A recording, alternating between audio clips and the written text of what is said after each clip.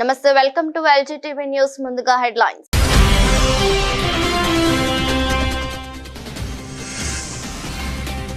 America మళ్లీ paper ballot కు మళ్లాలి. ఆ దేశ ఇంటెలిజెన్స్ చీఫ్ తులసి గబ్బర్డ్ కీలక వ్యాఖ్యలు.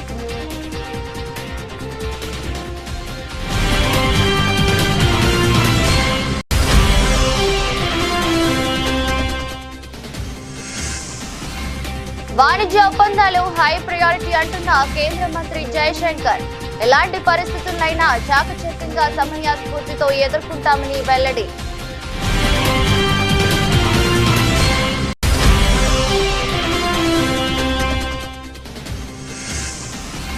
తమిళనాడులో బీజేపీ అన్నాడీఎంకే పొత్తు ప్రకటించిన అమిత్ షా.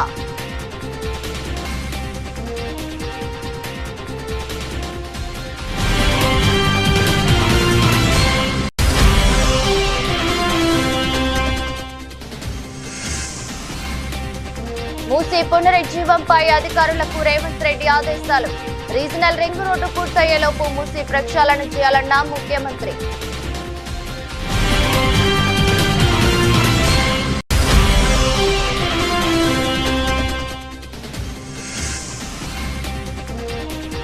ఒంటమిట్ట సీతారామ కళ్యాణోత్సవంలో సీఎం చంద్రబాబు దంపతులు. రాములవారి ఆశీస్సులతో రాష్ట్రాన్ని సుభిక్షంగా మారుస్తారని ప్రతిజ్ఞ.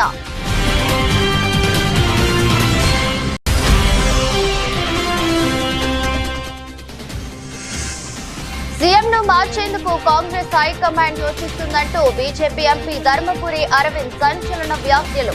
ప్రధాన ప్రతిపక్షం ఫామ్ హౌస్ లో పడుకుందని విమర్శలు.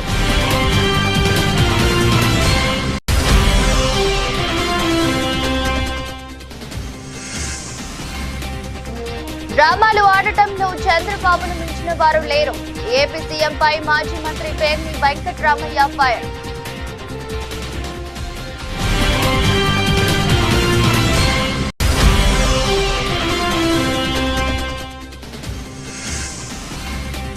శోభాయమానంగా హనుమాన్ జయంతి వేడుకలు. తెల్లవారుజాము నుంచి ఆలయాలకు చేరుకుని ఆంజనేయ స్వామిని దర్శించుకున్న భక్తులు.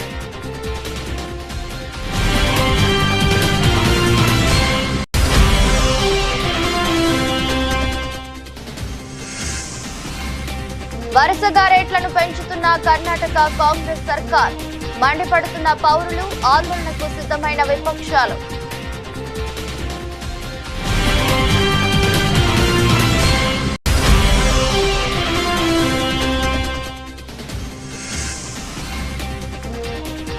జార్జియాలో హిందూ ఫోబియాపై బిల్లు. హిందువులపై విద్వేషపూరిత దాడులు పెరుగుతున్న నేపథ్యంలో అధికారికంగా గుర్తిస్తూ బిల్లు.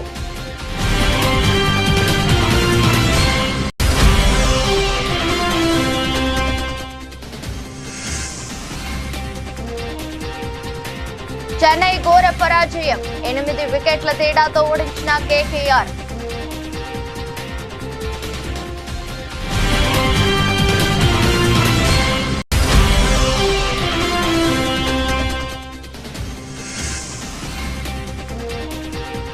భారీగా పెరిగిన బంగారం ధర. 1 లక్షకు చేరువలో పసిడి.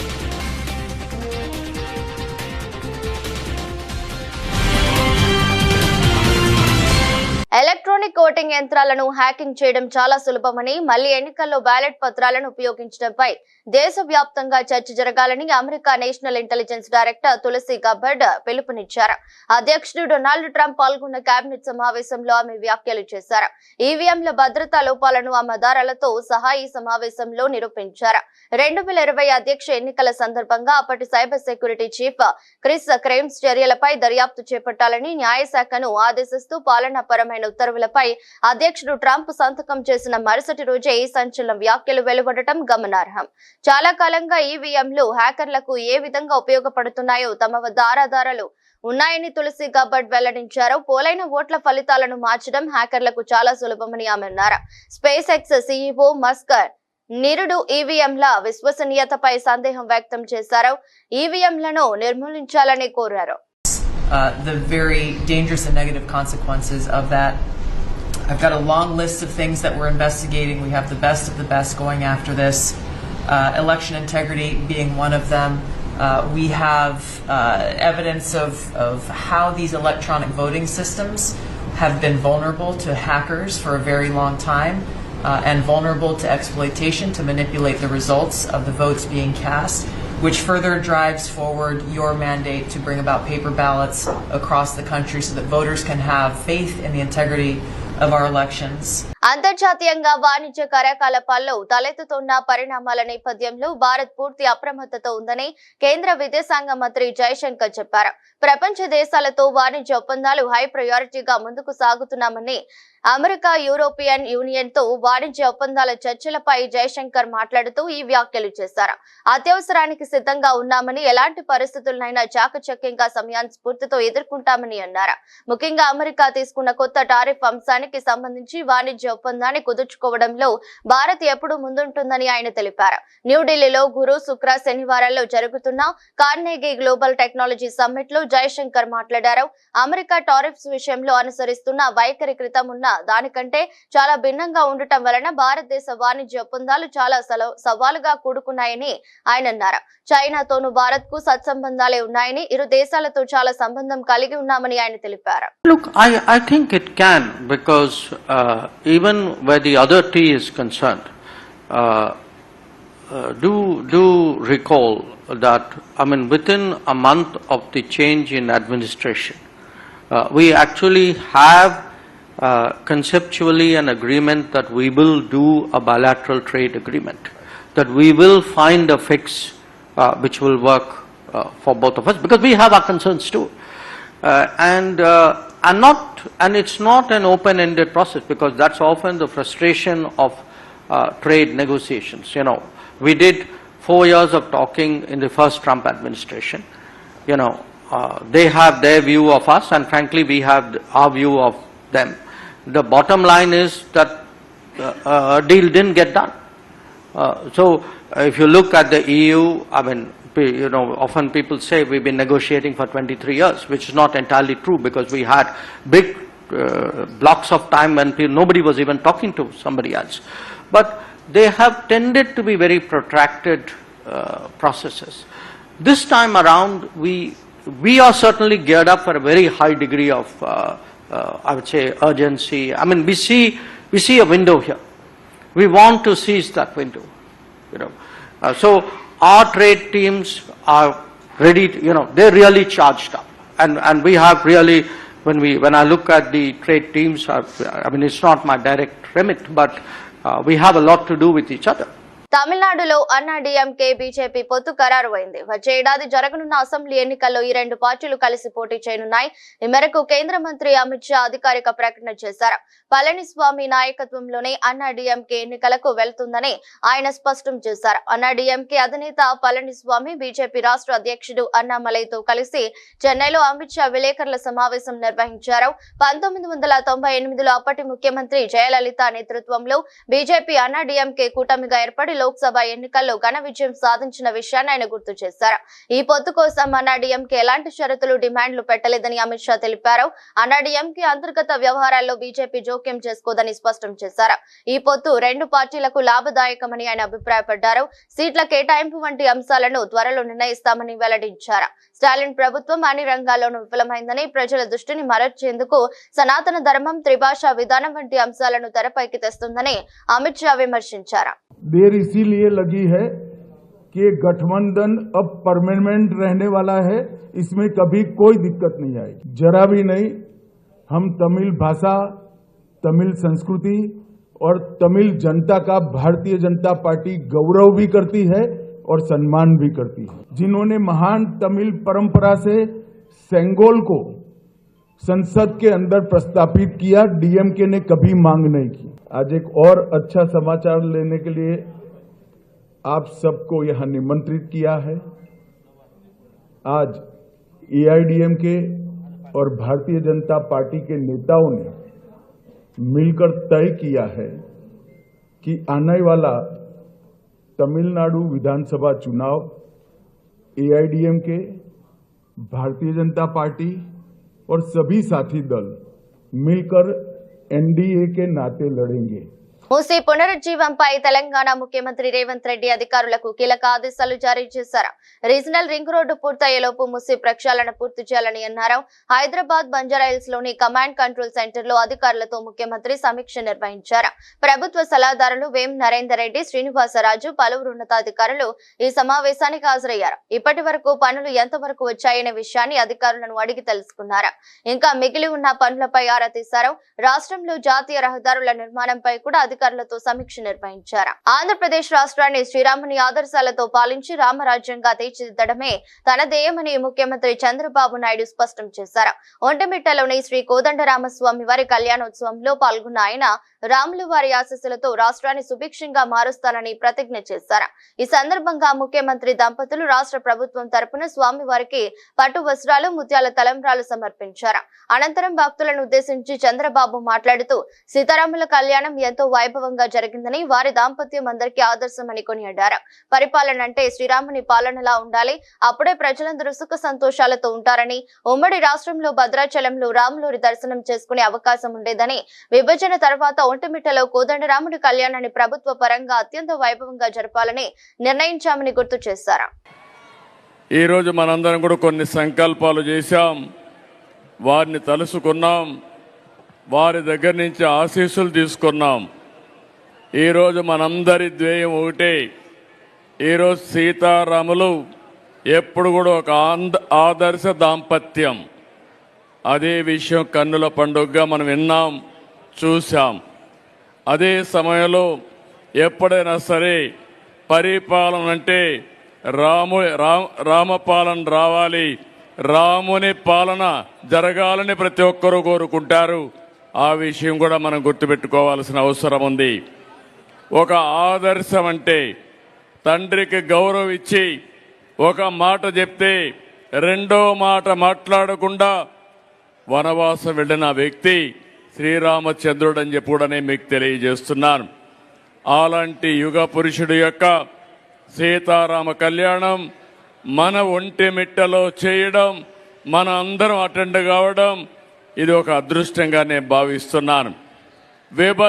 రాష్ట్రంలో అసమర్థ, అవినీతి, అబద్దాల ప్రభుత్వం నడుస్తుందని బీజేపీ ఎంపీ ధర్మపురి అరవింద్ ఆరోపించారు. ఎన్నికల సందర్భంగా ఇచ్చిన వాగ్దానాలు అమలు చేయలేని కాంగ్రెస్ ప్రజల దృష్టి మళ్లించడానికి కులగన్న పుష్ప, హైడ్రా, మూసీ ప్రక్షాళన, ఇప్పుడు హెచ్సియు భూముల వివాదం సృష్టించిందన్నారు. రోజు రోజుకు సీఎం రేవంత్ గ్రాఫ్ పడిపోతుందన్నారు. సీఎం రేవంత్ ను మార్చేందుకు కాంగ్రెస్ హైకమాండ్ యోచిస్తుందని, అయితే ఆయన్ను మారిస్తే మరొకరు లేరని అరవింద్ తెలిపారు. ఒక్క మంత్రి శ్రీధర్ బాబు తప్ప మిగతా వారంతా అన్ఫిట్ అన్నారు. ప్రధాన ప్రతిపక్షం ఫామ్ హౌస్ లో పడుకుందంటూ కేసీఆర్ ను ఆయన ఎద్దేవా చేశారు. ప్రతిపక్ష నేత హోదా ఎందుకు తీసుకున్నారని ప్రశ్నించారు. ఆర్థిక క్రమశిక్షణ లేదు, పరిపాలన జీరో, శూన్యం, వాగ్దానాలు నెరవేర్చేది లేదు, నెరవేర్చాలన్న తపన లేదు, ప్రయత్నము లేదు. రైతులు, కౌలు రైతులు, వ్యవసాయ కూలీలు, విద్యార్థులు, ఉద్యోగులు, నిరుద్యోగులు, మహిళలు, బీడీ కార్మికులు, ఇక ఫైనల్గా వస్తే అంగన్వాడీలో చదువుకునే చిన్నపిల్లగాళ్ళు కూడా హ్యాపీగా లేరు. సంవత్సరంన్నర అయింది ప్రభుత్వంలో. అసలు నీ జనరల్ అడ్మినిస్ట్రేషన్ గురించి మాట్లాడు.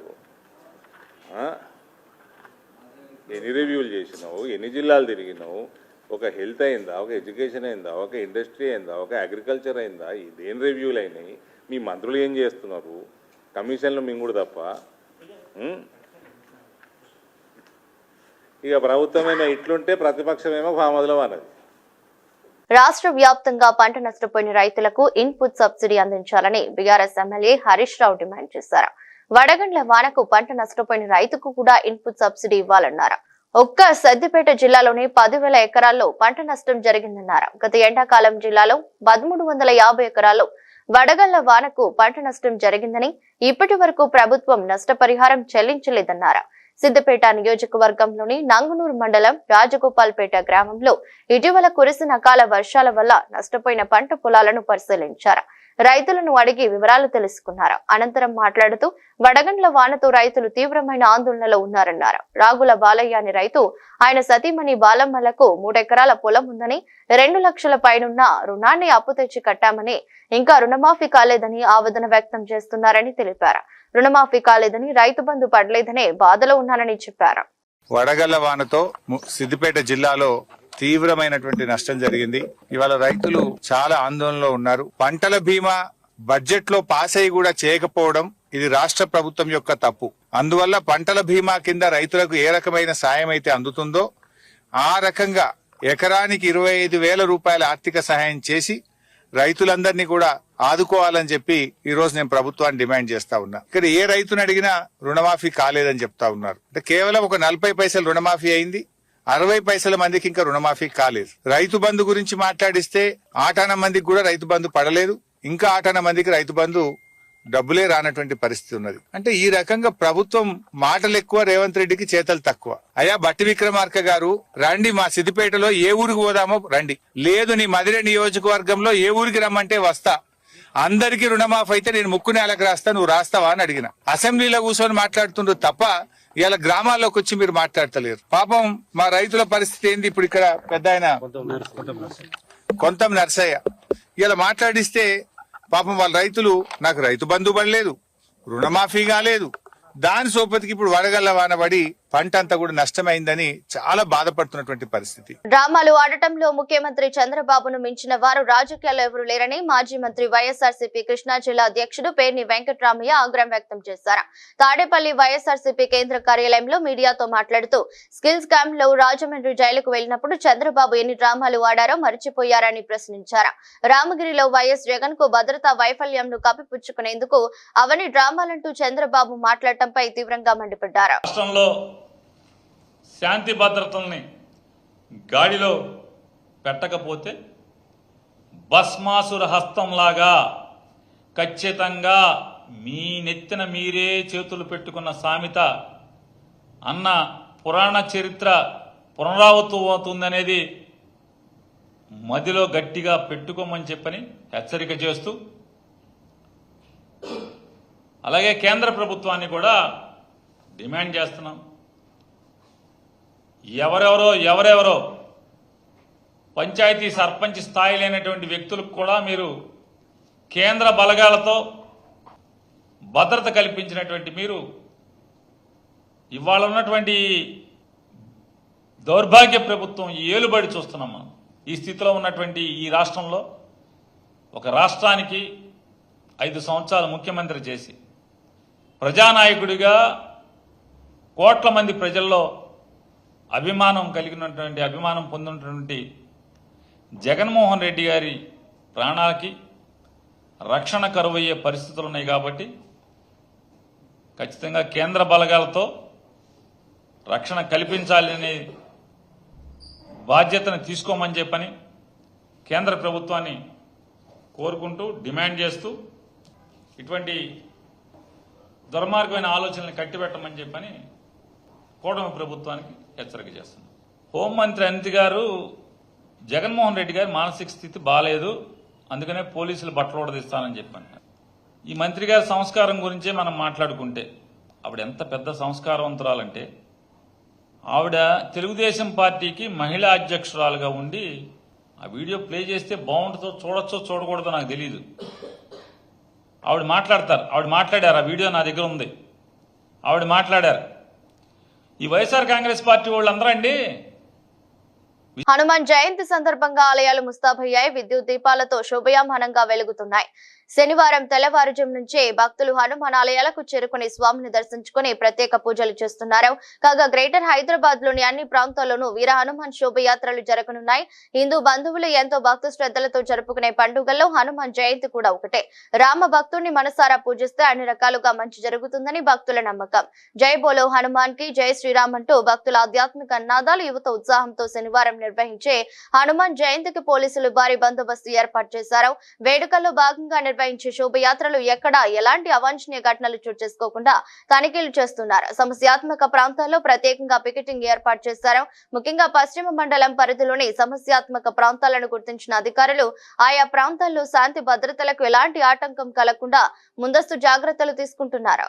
ఎడాపెడా హామీలిచ్చి కర్ణాటకలో అధికారంలోకి వచ్చిన కాంగ్రెస్ రెండేళ్లు కూడా పూర్తి కాకముందే ప్రజాగ్రహాన్ని మూటగట్టుకుంటుందన్నది. ఆల్కహాల్ నుంచి వాటర్ ఛార్జీల వరకు అన్నిటి రేట్లను ఎడాపెడా పెంచేసి సామాన్యుల నడ్డి విరుస్తుందని, ఈ ధరల భారానికి వ్యతిరేకంగా రాష్ట్ర వ్యాప్తంగా ఆందోళన నిర్వహించేందుకు విపక్ష బీజేపీ, జేడీలు సిద్ధమవుతున్నాయి. 2023 మేలో జరిగిన ఎన్నికల్లో కర్ణాటక ప్రజలు కాంగ్రెస్ కు 135 సీట్లతో పూర్తి మెజారిటీలో అధికారాన్ని అప్పగించారు. ఈ రెండేళ్ల వ్యవధిలో సిద్ధు సర్కార్ డీజిల్, విద్యుత్, మెట్రో, ఆర్టీసీ, ప్రైవేట్ బస్ ఛార్జీలు, పాలు, పెరుగు, నీటి బిల్లు, ఆఖరికి చెత్త ఛార్జీలు కూడా దారుణంగా పెంచేసి ప్రజలపై అదనపు భారం వేసింది. ఇప్పటికే ద్రవ్యోల్బణం కారణంగా కింద మీద పడుతున్న పేద, మధ్యతరగతి ప్రజలు ఈ పెంచిన ధరలను తట్టుకోలేకపోతున్నారు. రాష్ట్రంలో సంక్షేమ పథకాల అమలుకు బదులు కాంగ్రెస్ ధరల పెంపు గ్యారంటీని అమలు చేస్తున్నదని బీజేపీ రాష్ట్ర అధ్యక్షుడు బివై విజయేంద్ర ఆరోపించారు. నిత్యావసర ధరలు పెంపు, ప్రభుత్వ టెండర్లలో ముస్లింలకు 2% రిజర్వేషన్లు ఇవ్వటం చూస్తుంటే కాంగ్రెస్ దుష్పరిపాలన ఎలా ఉందో అర్థమవుతుందని ఆరోపిస్తూ బీజేపీ 16 రోజుల జనాక్రోశ ఆందోళనకు ప్రారంభించింది. కాగా రాష్ట్రంలో పెరుగుతున్న ధరలు పెంచు మీరుతున్నాయి. అవినీతిని నిరసిస్తూ ఇక చాలు కాంగ్రెస్ పేరుతో ఈ నెల 12న బెంగళూరు ఫ్రీడమ్ పార్క్ వద్ద ఆందోళన నిర్వహించనున్నట్టు జేడీఎస్ నేత, కేంద్ర మంత్రి హెచ్డి కుమారస్వామి తెలిపారు. హిందువులపై విద్వేషపూరిత దాడులు పెరుగుతున్న నేపథ్యంలో హిందూ ఫోబియాను అధికారికంగా గుర్తిస్తూ ఓ బిల్లును అమెరికాలోని జార్జియా స్టేట్ ప్రవేశపెట్టింది. దీంతో హిందూ ఫోబియాను గుర్తించిన తొలి అమెరికా రాష్ట్రంగా జార్జియా నిలిచింది. ఈ బిల్లుకు ఆమోదం లభించి చట్టంగా మారితే జార్జియా పీనల్ కోడ్ ను సవరిస్తారు. అనంతరం దర్యాప్తు సంస్థలు హిందూ ఫోబియా, హిందువుల పట్ల వివక్ష, విద్వేషపూరిత నేరాలపై చర్యలు చేపట్టడానికి వీలవుతుంది. జార్జియా జనరల్ అసెంబ్లీలో ఈ నెల 4న ప్రవేశపెట్టిన ఈ బిల్లుకు స్పాన్సర్లుగా డెమోక్రాట్లు, రిపబ్లికన్లు ఉన్నారు.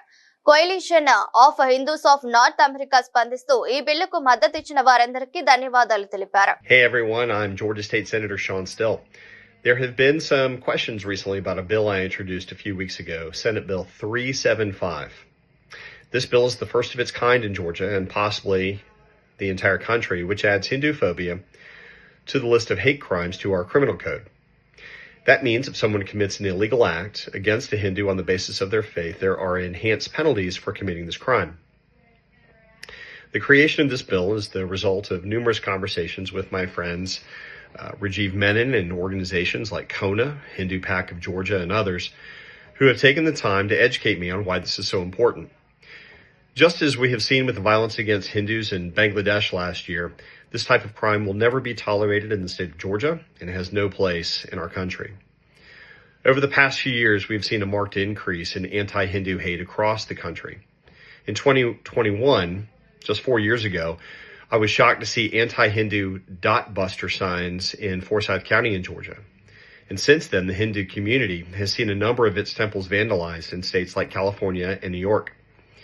As someone who has lived in Georgia my entire adult life, this shocked me since freedom to practice one's faith is fundamental to being an American. I want to thank everyone in the Hindu community who helped craft this important bill. సొంత గడ్డపై Chennai super Kings జట్టు ఘోర పరాజయం ఎదుర్కొంది. చెన్నైలోని MA Chidambaram స్టేడియంలో జరిగిన IPL match లో CSK జట్టు కేకేఆర్ చేతులు 8 వికెట్ల తేడాతో చిత్తుగా ఓడింది. మొదట చెన్నై జట్టును 20 ఓవర్లలో 103/9 స్కోరుకే పరిమితం చేసిన కేకేఆర్ 104 పరుగుల సింపుల్ టార్గెట్ ను 10.1 ఓవర్లలోనే ఛేదించింది. ఈ క్రమంలో 2 వికెట్లు కోల్పోయి 107 పరుగులు చేసింది.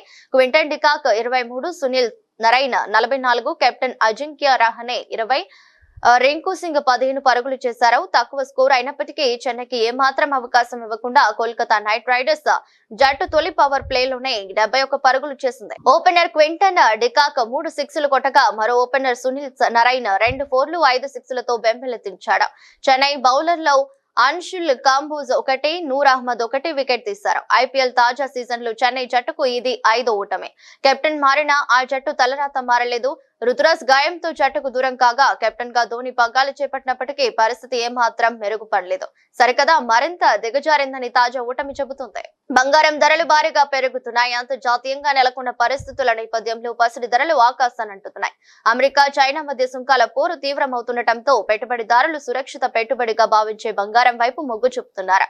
దీంతో పసిడి ధరలు విపరీతంగా పెరుగుతున్నాయి. దేశంలో బంగారం ధరలు 6,000కు పైగా పెరిగి 96,000 దాటింది. ఢిల్లీలో 10 గ్రాముల స్వచ్ఛమైన గ్రాముల బంగారం ధర 6,250 పెరిగి 96,450కి చేరుకుంది. హైదరాబాద్ బులియన్ మార్కెట్ లో సాయంత్రం 96,430 వద్ద ట్రేడ్ అయింది. అంతర్జాతీయ మార్కెట్ లో ఔన్స్ బంగారం ధర $3,223 వద్ద కొనసాగుతుంది. వాణిజ్య యుద్ధాల భయంతో 10 రోజుల క్రితం ఔన్స్ బంగారం ధర $3,200లను తాకింది. ఆ తర్వాత లాభాల స్వీకరణ కారణంగా కాస్త తగ్గింది. అయితే ఇతర దేశాలపై టారిఫ్ ను తాత్కాలికంగా నిలుపుదల చేసిన అమెరికా అధ్యక్షుడు ట్రంప్ చైనాపై మాత్రం కొనసాగించారు. దీంతో అమెరికాపై చైనా 125% టారిఫ్ విధించింది. టారిఫ్ యుద్ధం ప్రభావం పసిడి ధరలపై పడుతుంది. నందమూరి కళ్యాణ్ రామ్ హీరోగా ప్రదీప్ చిలుకూరి దర్శకత్వంలో తెరకెక్కిన తాజా చిత్రం అర్జున్ సన్ ఆఫ్ వైజయంతి. ఈ నెల 18న ఈ సినిమా ప్రేక్షకుల ముందుకు రానుంది. విడుదలకు ఇంకా వారం రోజులే ఉండటంతో మేకర్స్ ముమ్మరంగా ప్రచార కార్యక్రమాలు నిర్వహిస్తున్నారు. ఇందులో భాగంగా శనివారం నాడు ప్రీ రిలీజ్ ఈవెంట్ నిర్వహిస్తున్నారు. కార్యక్రమానికి ముఖ్య అతిథిగా జూనియర్ ఎన్టీఆర్ హాజరు కానున్నారు. ఈ విషయాన్ని నిర్మాణ సంస్థలు Ashoka Creations, NTR Arts social media వేదికగా వెల్లడించారు. Man of masses NTR fire తో ఒక భారీ సాయంత్రం సెలబ్రేట్ చేసుకుందాం. ఏప్రిల్ 12న Arjun son of Vyjayanthi pre release event లో కలుద్దామంటూ ఓ పోస్టర్ ను విడుదల చేశారు. కాగా రేపు రాత్రి 7:59 ఈ మూవీ ట్రైలర్ ను విడుదల చేస్తున్నట్టు ఇప్పటికే మేకర్స్ ప్రకటించిన విషయం తెలిసిందే. ఇక ఈ మాస్ యాక్షన్ డ్రామాలో కళ్యాణ్ రామ్ సరసన కథానాయికగా సయా మంజ్రీకర్ నటించగా లేడీ సూపర్ స్టార్ విజయ్ శాంతి పవర్ఫుల్ పోలీస్ అధికారి పాత్రలో కనిపించనున్నారు. ఇప్పటికే రిలీజ్ అయిన ప్రచార చిత్రాలు, టైటిల్ పోస్టర్, ఇటీవలే వదిలిన టీజర్ సినీ అభిమానులను విశేషంగా ఆకట్టుకున్నాయి. దీంతో మూవీపై మంచి అంచనాలు నెలకొన్నాయి. వార్తలు ముగించే ముందు మరోసారి హెడ్లైన్స్.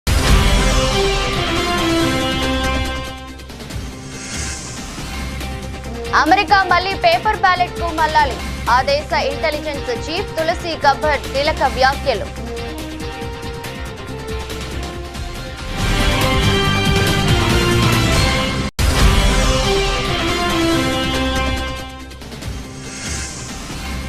వాణిజ్య ఒప్పందాలు హై ప్రయారిటీ అంటున్న కేంద్ర మంత్రి జయశంకర్. ఎలాంటి పరిస్థితులైనా చాకచక్యంగా సమయస్ఫూర్తితో ఎదుర్కొంటామని వెల్లడి.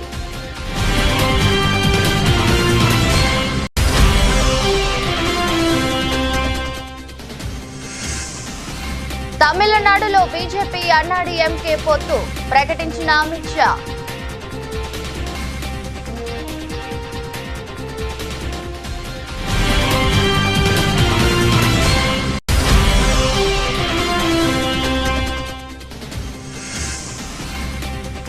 మూసీ పునరుజ్జీవంపై అధికారులకు రేవంత్ రెడ్డి ఆదేశాలు. రీజనల్ రింగ్ రోడ్డు పూర్తయ్యేలోపు మూసీ ప్రక్షాళన చేయాలన్న ముఖ్యమంత్రి.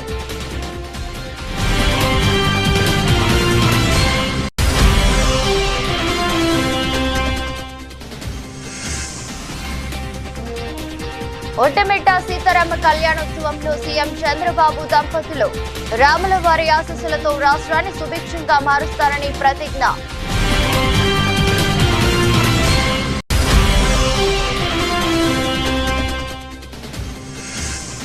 సీఎంను మార్చేందుకు కాంగ్రెస్ హైకమాండ్ యోచిస్తుందంటూ బీజేపీ ఎంపీ ధర్మపురి అరవింద్ సంచలన వ్యాఖ్యలు.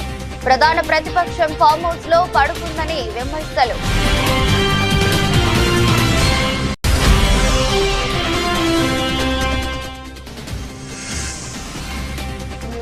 డ్రామాలు ఆడటంలో చంద్రబాబును మించిన వారు లేరు. ఏపీ సీఎంపై మాజీ మంత్రి పేర్ని వెంకట్రామయ్య ఫైర్.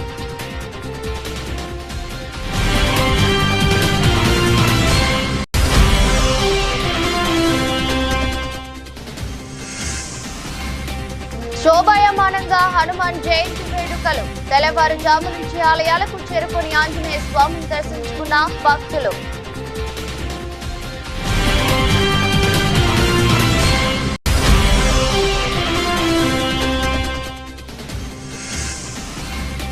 వరుసగా రేట్లను పెంచుతున్న కర్ణాటక కాంగ్రెస్ సర్కార్. మండిపడుతున్న పౌరులు, ఆందోళనకు సిద్ధమైన విపక్షాలు.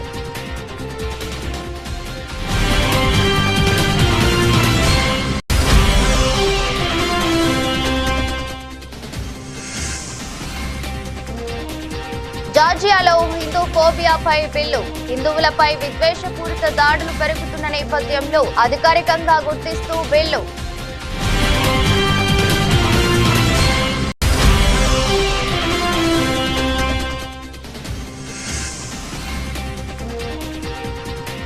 చెన్నై ఘోర పరాజయం. 8 వికెట్ల తేడాతో ఓడించిన కేకేఆర్.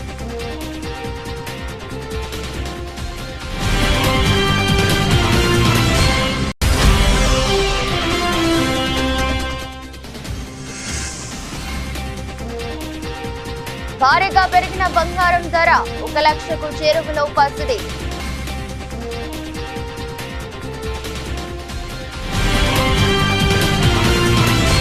ఇది బులెటిన్. మరో బులెటిన్లో మళ్ళీ కలుద్దాం.